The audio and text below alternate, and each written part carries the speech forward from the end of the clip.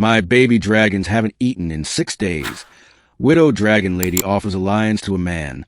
Beginning. The frontier world of Thaler Prime was a broken shard of what it once had been. Once, its skies shimmered with the glimmer of trade ships, and its surface was a hub of mineral wealth and proud settlers. Now it was a battlefield graveyard. Its cities reduced to rubble, its resources stripped bare by warlords and scavengers who circled like vultures. Deep in the gray canyons, far away from the main settlements, lay an ancient keep carved into obsidian cliffs. Smoke curled from its towers, though not the kind made by human forges. It was tinged with faint green and copper hues, as if infused with something otherworldly. That was the domain of Lady Serenia Drelith, last surviving scion of the dragon-bonded houses. The House of Drelith had once commanded awe. They were not rulers by title, but by heritage, the ancient pack-bearers who kept the dragons alive when humanity first spread across the stars. But war had stolen much.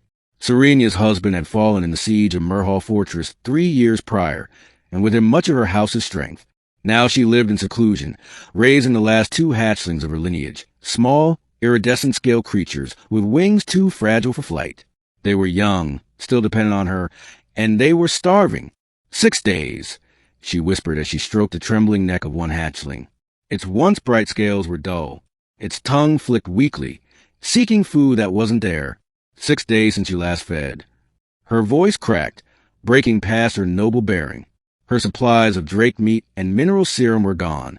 The mercenary caravans that once traded with her had stopped coming.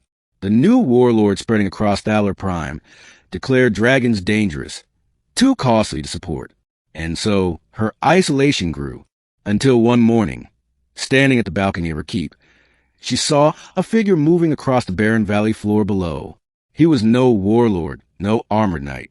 His clothing was patched together from trader's garb and scavenged exo-armor plates.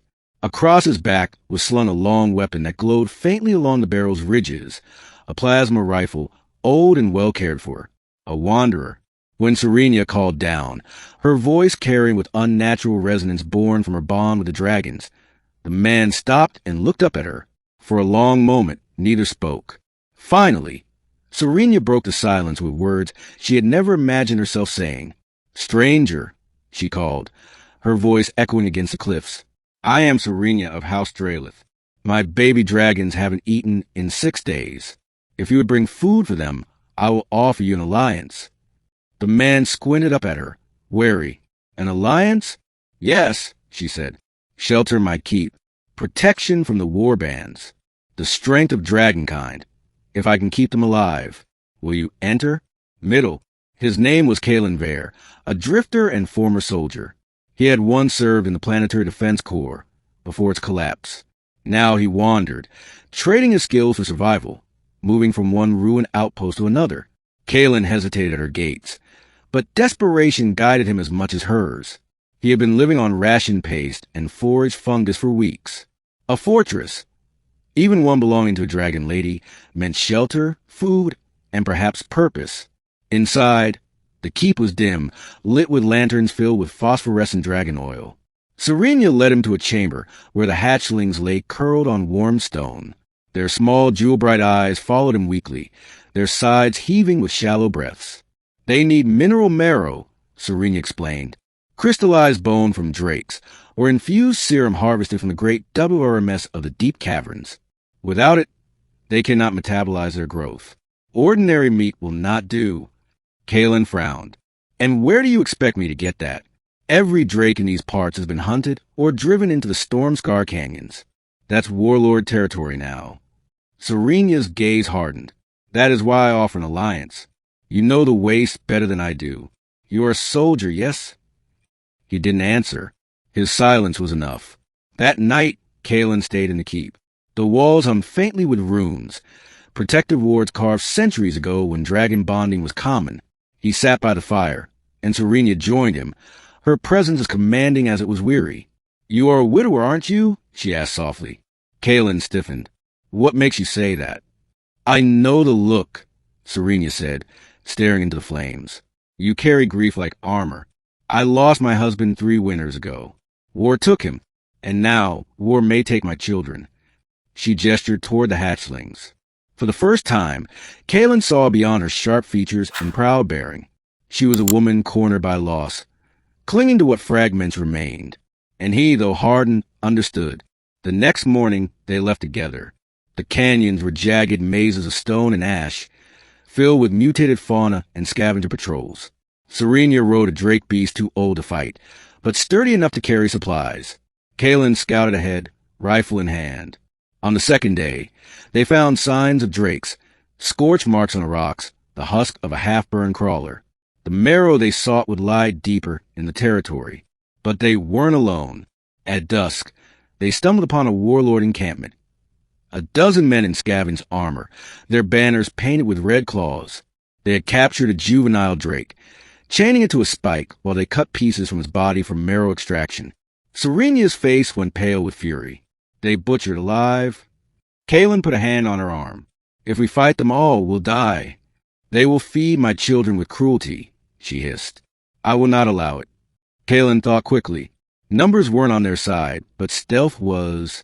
He rigged a distraction with scavenged plasma cells, setting them to overload near the camp's fuel stockpile. The explosion ripped through the camp, scattering men in chaos. Kaelin moved with soldier precision, dropping two with clean shots, while Serenia, despite her noble bearing, fought with a spear tipped in dragonfang. Together they freed the captured drake, which limped away into the wilds. When the battle was done, they harvested marrow from the already dead drake husk nearby, enough to feed the hatchlings for weeks. But the act drew attention. The warlord, a brute known as Karvek the Redclaw, returned his ruined camp and found his men slaughtered. His scouts followed the trail back toward the Obsidian Keep. Back at the fortress, the hatchlings feasted at last, their strength returning. Serenia wept openly as she watched them eat, her noble mask breaking. Kaelin, standing nearby, felt something stir in his chest he hadn't felt in years. Hope. But hope was fragile. Within days, Karvek's warband arrived. Dozens of raiders camped outside the canyon mouth, laying siege to the keep. They won't stop, Kaelin said grimly, watching from the battlements. They wanted dragons. Serenia's jaw tightened. Then they shall taste dragon fire. That night, Kaelin worked to prepare defenses, setting traps and calibrating the keep's old plasma turrets. Serenia communed with her hatchlings, their bond flaring brighter now that they were fed. When dawn came, the warband attacked. The battle was chaos, explosions against stone, plasma fire lighting the sky. Kaelin fought like a man possessed, holding the gates with precision shots, while Serenia and her hatchlings unleashed the ancient terror of Dragonflame. The hatchlings were small, but even their weak fire was enough to scatter men in panic. Serenia's voice carried through the din, commanding them with fierce authority. At the height of the siege, Karvek himself stormed the gates, wielding a chain axe. He was a giant of a man, but Kaelin met him head-on. The fight was brutal, hand-to-hand amid the smoke and fire. Karvek's axe bit into Kaelin's armor, nearly felling him. But in the final moment, Serenia's hatchling leapt onto Karvek's back, its tiny jaws sinking into his throat. The warlord fell. His men broke, fleeing into the wastes. Ending, when the smoke cleared, the keep still stood. The hatchlings, though exhausted, had proven their strength. Serenia stood at Kaelin's side, bloodied but unbroken. You saved them, she whispered, looking at him with something like reverence. You saved me. Kaelin shook his head. We saved each other. For the first time in years, Serenia allowed herself a smile, not the cold mask of a noblewoman, but the raw, unguarded smile of someone who had found kinship in ruin. In the weeks that followed, Kaelin chose not to leave. He helped rebuild the defenses, trained the hatchlings in mock hunts, and shared his soldiers' discipline with Serenia's dragon lore. Together, they forged something new, not just survival, but a bond. Word spread across the waste of the widowed dragon lady and her soldier ally of hatchlings growing stronger under their care. Other scattered survivors came to their banner, drawn by the promise of protection. A new stronghold was rising in the valley, one built not on fear, but on fire, loyalty, and fragile hope.